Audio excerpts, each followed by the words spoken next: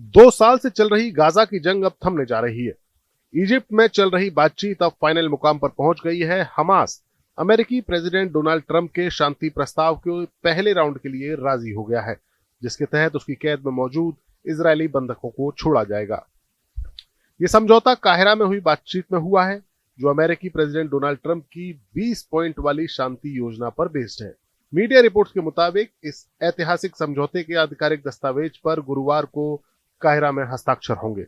इसके बाद अमेरिकी प्रेसिडेंट डोनाल्ड ट्रंप इसी सप्ताह इजरायल और इजिप्ट की यात्रा पर भी जाएंगे। युद्ध विराम के पहले चरण के तहत हमास 7 अक्टूबर 2023 के हमले में बंदी बनाए गए 48 इजरायली नागरिकों को रिहा करेगा।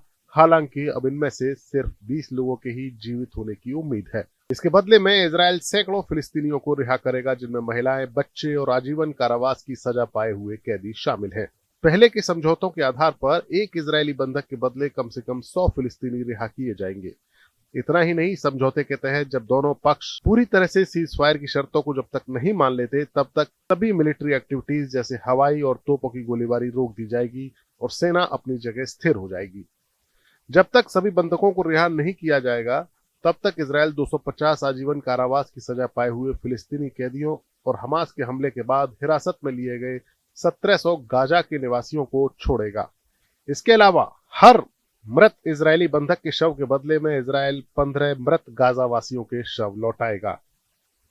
ट्रंप की योजना के तहत समझौते को सार्वजनिक रूप से स्वीकार करने के 72 घंटे के भीतर सभी बंधक, चाहे वो जीवित हों या मृत हों, रिहा कर दिए जाएंगे। कतर के विदेश मंत्रालय ने इस बात को कंफर्म किया है कि पहले राउंड में गाजा में राहत सामग्री और जरूरी सहायता भी पहुंचाई जाएगी, जहां अब भूखमरी जैसे हालात हैं। पहले राउंड के लिए इजरायल और हमास के राजी होने से ट्रंप बेहद खुश हैं। ट्रंप ने कहा है कि मुझे ऐलान करते हुए बहुत गर्व हो रहा है कि इजरायल और हमास दोनों ने हमारे पीस प्लान के पहले राउंड पर साइन कर दिए हैं। इसका मतलब है कि मजबूत टिकाऊ शांति के लिए पहले कदम के तौर पर सभी बंधकों को जल्द से जल्द रिहा किया जाएगा और इजरायल पहले से तय हुई सीमा तक अपने सैनिकों को पीछे हटा देगा। सभी पक्षों के साथ निष्पक्षता के साथ व्यवहार किया जाएगा। ट्रंप ने आगे लिखा कि अरब और मुस्लिम जगत, इजरायल, आसपास के सभी देशों और अमेरिका के लिए बहुत बड़ा दिन है। हम कतर, इजिप्ट और तुर्की के मीडिएटर्स को धन्यवाद करते हैं। उन्होंने इस ऐतिहासिक और अभूतपूर्व चीज को संभव किया। बहरहाल पहले राउंड के लिए तो दोनों पक्ष सहमत हो गए हैं, लेकिन अभी भी ट्रंप के इस फॉर्मूले में कई पेच है। इसमें सबसे अहम है हमास का निरस्त्रीकरण, जिसके लिए वो राजी नहीं है और बातचीत चाहता है।